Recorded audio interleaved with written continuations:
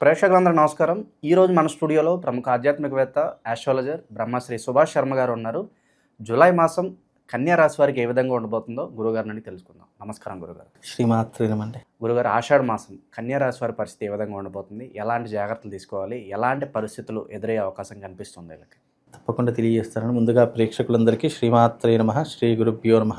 నమో దేవ్యై మహాదేవ్యై శివాయై సతతం నమః. నమ ప్రకృత్యై భద్రాయై నిహతాం ప్రణతాస్మిత. కన్యారాశి వారి యొక్క స్వభావం చాలా అద్భుతమైనటువంటి స్వభావం. వీళ్ళ యొక్క జీవితం ఎలా ఉంటుంది అని అంటే కనుక చాలా ఆనందంగా ఉండాలి, ఎంతోమందికి ఆదర్శంగా ఉండాలి అనే స్వభావం కలిగినటువంటి వారు ఈ కన్యారాశి వారు. వీరు జీవితంలో చాలా మట్టుకు కంజెస్ట్గా ఉంటారు. అంటే ఎవరితో ఎక్కువగా కలవలేరు, ఎవరితో ఎక్కువగా మాట్లాడలేరు. మనది అనుకున్న వాళ్ళతోనే మాత్రమే వీళ్ళు కొంచెం ఓపెన్ అప్ అవుతారు తప్ప జీవితంలో చాలా కంజెస్టెడ్గా ఉంటూ ఉంటారు. అలాగే వీళ్ళు జీవితంలో తెలివితేటలు కలిగినటువంటి వారి జాతకులు ఎవరైనా ఉన్నారంటే అది కన్యారాశి వారు అని చెప్పుకోవచ్చు. జీవితంలో వ్యాపారం మీద శ్రద్ధ కలిగినటువంటి వారు, మంచి నేర్పరి కలిగినటువంటి వారు, వ్యాపారంలో ఎలాంటి సలహాలు సూచనలు కావాలన్నా ఇచ్చేటటువంటి వారు ఎవరైనా ఉన్నారంటే అది కన్యారాశి వారు అని చెప్పుకోవచ్చు. అంటే బిజినెస్ మైండెడ్ అని చెప్పుకోవచ్చు. ఏదైనా కూడా లావాదేవీల విషయంలో కానీ, ఆలోచించే విషయంలో కానీ, ఆచరించే విషయంలో కానీ, ఏదైనా నిర్ణయం తీసుకునే విషయంలో చాలా నిక్కచ్చిగా ఉండేటటువంటి వారు ఈ యొక్క కన్యారాశి వారు అని చెప్పుకోవచ్చు. అలాగే కన్యారాశి వారికి కుకింగ్ అంటే చాలా ఇష్టం ఉంటుంది. అంటే వంటలు చేయాలి, మంచి మంచి కొత్త రకమైనటువంటి వంటలు నేర్చుకోవాలి అనేటటువంటి తరహాలు ఎక్కువగా ఈ యొక్క కన్యారాశి వారికి కనిపిస్తూ ఉంటాయి. అలాగే వీళ్ళ జీవితంలో చాలా మట్టుకు ఎన్నో కష్టాలు ఒడిదుడుకులు ఎదుర్కొని అంచెలంచెలుగా పైకి ఎదిగేటటువంటి వారిలో ఈ కన్యారాశి వారు ఒకరు అని చెప్పుకోవచ్చు. వీళ్ళకి ఎవరి దగ్గర నుంచి పెద్ద సహాయ సహకారాలు అందవు. వీళ్ళ కాళ్ళ మీద వీళ్ళే నిలబడుతూ ఉంటారు.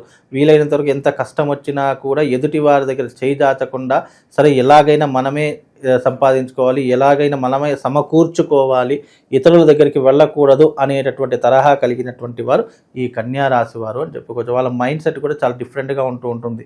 ఎందుకంటే మనం పరువుగా బ్రతకాలి, ప్రతిష్టతో బ్రతకాలి, జీవితంలో విలువలతో ఉండాలి అని కోరుకునేటటువంటి వారు ఈ కన్యారాశి వారు ఒకరు అని చెప్పుకోవచ్చు. ప్రస్తుత కాలం ఎలా ఉంది గురుగారు? ఎలాంటి గ్రహస్థితి ఎలా ఉంది? ఎలాంటి పరిస్థితులు వెళ్ళకుండా? ప్రస్తుత కాలంలో కన్యారాశి వారికి చూసుకుంటే కనుక సప్తమ శని ప్రభావం ప్రారంభమైంది.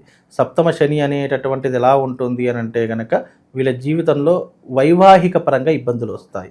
అంటే కుటుంబ పరంగా, వైవాహిక పరంగా, ఆర్థిక పరంగా ఎక్కువగా ఒడిదొడుకులు ఎదుర్కొనేటటువంటి సమస్యలు ఎదురవుతూ ఉంటాయి. అలాగే కుటుంబం పట్ల శ్రద్ధ లేకపోవడము, ఆసక్తి లేకపోవడము, లేదా కుటుంబంలో అనేక రకాలైన నెగిటివ్ ఇంపాక్ట్, లేదంటే చీటికి మాటికి గొడవలు ఇవే ఎదురయ్యేటటువంటి అవకాశాలు ఈ యొక్క మాసంలో ఎక్కువగా ఏర్పడుతుంటాయి. కనుక ఈ మాసం కాస్త జాగ్రత్తగా ఉండే ప్రయత్నం చేసుకోవాలి. వీలైనంత వరకు ఓపిక సహనాన్ని అలవాటు చేసుకోవాలి. దైవారాధన ఎక్కువగా చేసుకోవాలి. పెద్దవాళ్ళ సలహాలు, ఏదైనా ఇబ్బంది వచ్చిందంటే మీకు పెద్దవాళ్ళు ఎవరైతే ఉంటుంటారో ఫ్రెండ్స్ కావచ్చు, లేదా రిలేషన్ కావచ్చు, లేదంటే కుటుంబ సభ్యులు కావచ్చు, ఎవరైనా వాళ్ళ సలహాలు సూచనలు తీసుకొని నిర్ణయం తీసుకోవడం చాలా ముఖ్యము. కనుక వీళ్ళ జీవితంలో ఇప్పుడు సప్తమ శని ప్రభావం వల్ల కొద్దిగా ఇబ్బందులు అనేటువంటి ఎదుర్కొంటూ ఉంటారు. సో మాకంటూ కొత్తగా అవకాశాలు రావాలి, మాకంటూ కొంత సమాజంలో గుర్తింపు కావాలనుకున్న వాళ్ళకి ఎలా ఉంటుంది? ఈ కన్యారాశి వారికి ఇది మాత్రం చాలా అద్భుతంగా ఉంటుంది. గుర్తింపు కావాలి అనుకుంటే కనుక, కష్టపడితే కనుక తప్పకుండా గుర్తింపు వస్తుంది. వీలైనంత వరకు సమాజంలో గౌరవంగా బ్రతకాలి, నలుగురిలో 10 మందిలో ఒకరిలా కాకుండా ఒకరిలో 10 మందిలో ఒకరిలా ఉండాలి అనేటటువంటి స్వభావం కలిగినటువంటి వారు గుర్తింపు కోసం చాలా ప్రయత్నాలు చేస్తూ ఉంటారు. వీళ్ళు ఎక్కువగా సాఫ్ట్వేర్ రంగంలో కానీ, లేదా న్యాయపరమైన సంబంధంలో కానీ, లేదా చెఫ్ అంటే ఈ కుకింగ్ చేస్తుంటారు కదా, అలాంటి తరహాలో ఈ యొక్క కన్యారాశి వారు ఎక్కువగా ఉంటూ ఉంటారు.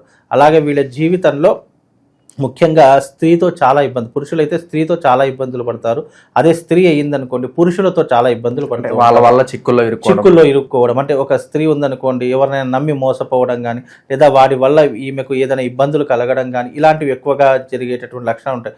అదే పురుషుడు అనుకోండి, స్త్రీ వల్ల కొన్ని ఇబ్బందులు ఎదుర్కోవాల్సిన పరిస్థితులు ముఖ్యంగా కన్యారాశి జాతకులు తప్పకుండా ఉంటూ ఉంటాయండి.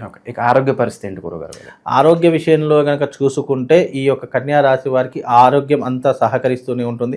అంత మెరుగైనటువంటి సూచనలే ఉంటుంటే అంత చెప్పుకోదగ్గటువంటి విషయాలు అయితే ఏమీ కనిపించలేదు. కాకపోతే ఏంటంటే బయట ఫుడ్ని అవాయిడ్ చేస్తూ ఉండాలి. వీలైనంత వరకు స్థిమితమైనటువంటి ఆహారం తీసుకునేటటువంటి ప్రయత్నం చేయాలి. అలాగే వీళ్ళ జీవితంలో ఉదరానికి కానీ, అంటే కడుపుకి కానీ, మెదడుకి కానీ ఈ హృదయానికి కానీ సంబంధించినటువంటి వ్యాధులు ఎక్కువగా తలెత్తేటటువంటి అవకాశాలు ఉంటాయి. కనుక ఇలాంటి కొన్ని విషయాల్లో జాగ్రత్త తీసుకుంటూ ఉండాలి. వీలైనంత వరకు ఈ యొక్క కన్యా రాశి వారు ఎవరైతే ఉన్నారో తప్పకుండా దైవారాధనలో చింతన పెడుతూ ముఖ్యంగా అతిగా ఆలోచించకుండా చెడు వైపు అతిగా వెళ్ళకుండా, ఎందుకంటే కన్యా రాశిలో పుట్టినటువంటి వారికి జూదం అలవాటు ఉంటుంది, బెట్టింగ్లు అలవాట్లు ఉంటూ ఉంటాయి. అలాగే వీళ్ళకి ఏంటి అంటే ఈజీ వేలో డబ్బులు రావాలి అనేటటువంటి ఆశాధోరణి ఎక్కువగా ఉంటుంది. అలాంటివి కొన్ని మానుకునే ప్రయత్నం చేసి కష్టపడితే కానీ డబ్బులు రావు. కాబట్టి కష్టపడేటటువంటి తరహాలో, అంటే నువ్వు ఉన్నటువంటి స్థానంలోనే కష్టపడేటటువంటి తరహాలో ఏదైనా ఒక వ్యాపారాన్ని కానీ లేదు అంటే ఉద్యోగంలో కానీ చేస్తే గనక నీ జీవితం స్థిరపడేటటువంటి అవకాశం ఎక్కువగా కనిపిస్తుంది. గురుగారు, శుభకార్యాలు వీళ్ళకి జరగటం కానీ లేదంటే మొత్తం వీళ్ళ చేతుల మీదుగానే శుభకార్యాలు వీళ్ళు జరిపించడం కానీ ఇలాంటి పరిస్థితులను కనిపిస్తున్నాయి. ముఖ్యంగా వీళ్ళ జీవితంలో ఇప్పుడున్నటువంటి ప్రస్తుత కాలంలో శుభకార్యాలు చేసేటటువంటి అవకాశాలు కనిపిస్తున్నాయి. వీళ్ళు కూడా విందులు వినోదాలు ఎక్కువగా పాల్పంచుకుంటూ ఉంటారు, చక్కగా శుభకార్యాలకు వెళుతూ ఉంటారు. అలాగే వీళ్ళ ఇంటి యందు ఈ మాసంలో తప్పకుండా ఏదో ఒక శుభకార్యాన్ని మాత్రం చేసేటటువంటి లక్షణాలు తప్పకుండా కనిపిస్తాయండి. ఇక చివరిగా గురుగారు, ఆషాఢ మాసం విశేషంగా ఎలాంటి పరిహారాలు చేసుకుంటే ఇంకా బాగుంటుంది అంటారు? కన్యా రాశి వారు ఈ ఆషాఢ మాసంలో తప్పకుండా అమ్మవారి యొక్క ఆరాధన చేసుకోవడం చాలా ఉత్తమం. ఈ ఆషాఢ మాసంలో గ్రామదేవతను ఆరాధించడం, అంటే మీ దగ్గరలో ఉన్నటువంటి గ్రామదేవతను పూజించడము, అలాగే మీ కులదైవమైనటువంటి, అంటే ఈ ప్రతి ఒక్క ఇంటికి ఒక కులదైవం ఉంటూ ఉంటుంది. ఆ యొక్క దేవత దగ్గరికి వెళ్ళి ఒకరోజు నిద్ర చేసి వచ్చి అక్కడ ఉపవాస దీక్షతో కటిక నీళ్ళ మీద పడుకొని అమ్మవారి యొక్క శరణు కోరుతూ అక్కడ ఉండి చక్కగా అమ్మవారి యొక్క ఆరాధన చేసుకుంటూ స్తోత్రనామాలు చదువుకుంటూ మళ్ళీ ఇంటికి రావడం వల్ల వాళ్ళ జీవితంలో ఉన్నటువంటి ప్రతిబంధక దోషాలన్నీ కూడా తొలగిపోతూ ఉంటాయి. అలాగే ఈ కన్యా రాశి వారికి ఈ మాసం చాలా అనువైనటువంటి మాసంగా ఉండాలని కోరుకుంటున్నాను. అలాగే ఈ యొక్క సప్తమ శని వల్ల కుటుంబంలో ఉన్నటువంటి చిక్కులు చికాకులు అన్నీ విడిపోయి అమ్మవారి యొక్క అనుగ్రహంతో బాగుండాలని ఆ జగన్మాతను కోరుకుంటున్నాను. గురుగారు, వైవాహిక జీవితంలో కాస్త సమస్యలు ఉన్నాయి, అలాగే ఇలాంటి ఇబ్బందులు రాకుండా మనం ఏం పని చేసినా కాస్త ముందుకు వెళ్తూ అనుకూలత రావడానికి నిత్యం వీళ్ళు చదువుకోవడానికి ఏదన్నా మంత్రం ఉంటుందా? తప్పకుండా వైవాహిక జీవితంలో వీళ్ళకు ఉన్నటువంటి ఇబ్బందులు తొలగిపోవాలి అని అనుకుంటే గనక జ్ఞాని నామ్నపి చేతాన్సి దేవి భగవతి హిస బలాయ కృష్యమోహాయ మహామాయ ప్రయశ్చతి అనేటటువంటి మంత్రం చదువుకోవచ్చు. లేదా ఆంజనేయ స్వామికి సంబంధించినటువంటి మంత్రం త్వమస్మిన్ కార్య నిర్యోగే ప్రమాణం హరిసప్తమ హనుమాన్యత్నమాస్తాయ దుఃఖక్షయకరో భవ అనేటటువంటి మంత్రం. ఈ రెండిట్లో ఏదైనా ఒకటి మీకు అనుకూలంగా ఉన్నది చదువుకునేటటువంటి ప్రయత్నం చేయండి. లేదంటే ఇవి రెండు నేను చదవలేను అని అనుకుంటే గనక ఓం పద్మాయై నమః అనేటటువంటి మంత్రం చదువుకోండి. దానివల్ల వీళ్ళకు శుభము లాభం కలుగుతుందండి. సో ఓవరాల్గా ఈ రాశి వాళ్ళందరికీ ఆషాఢ మాసం ఏ విధంగా ఉండబోతుందో అద్భుతంగా వివరించారు గురుగారు. ధన్యవాదాలు.